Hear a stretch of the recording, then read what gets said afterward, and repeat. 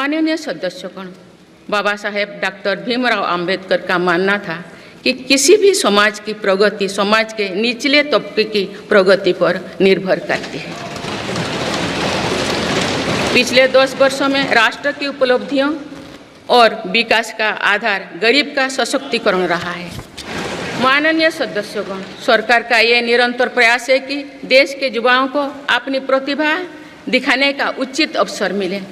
सरकारी भर्ती हो या फिर परीक्षाएं, सुनिए, परीक्षाएं किसी भी कारण से इनमें रुकावट आए, ये उचित नहीं है। इनमें शुचिता और पारदर्शिता बहुत जरूरी है। हाल ही में कुछ परीक्षाओं में हुई पेपर लीक की घटनाओं की निष्पक्ष जांच और दोषियों को कड़ी से कड़ी सजा दिलवाने के लिए मेरी सरकार प्रतिबद्ध है।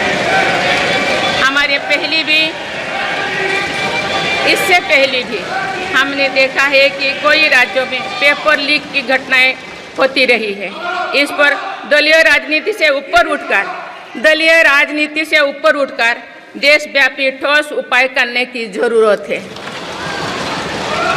भारत का संविधान बीते दशकों में हर कसौटी पर खरा उतरा है। जब संविधान बन रहा था तो भी दुनिया में ऐसे ताकतें थे जो भारत के असफल होने की कामना कर रही थी।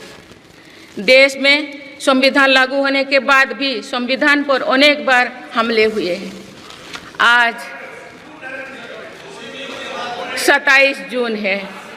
25 जून 1975 को लागू हुआ आपातकाल संविधान पर सीधे हमले का सबसे बड़ा और काला अध्याय था।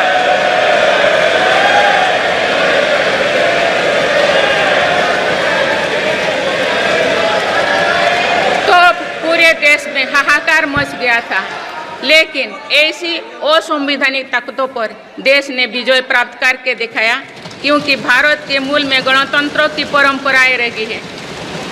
मेरी सरकार भी भारत के संविधान को सिर्फ राजकाज का माध्यम भर नहीं मानती, बल्कि हमारा संविधान जन चेतना का हिस्सा हो, इसके लिए हम प्रयास कर रहे हैं। इसी ध्येय के साथ मेरी सरकार ने 26 नवंबर को संविधान दिवस के रूप में मानना शुरू किया है। अब भारत के उस भूभाग हमारे जम्मू कश्मीर में भी संविधान पूरी तरह लागू हो गया है, जहां आर्टिकल 370 की वजह से स्थितियां कुछ और थी। माननीय सदस्यगण,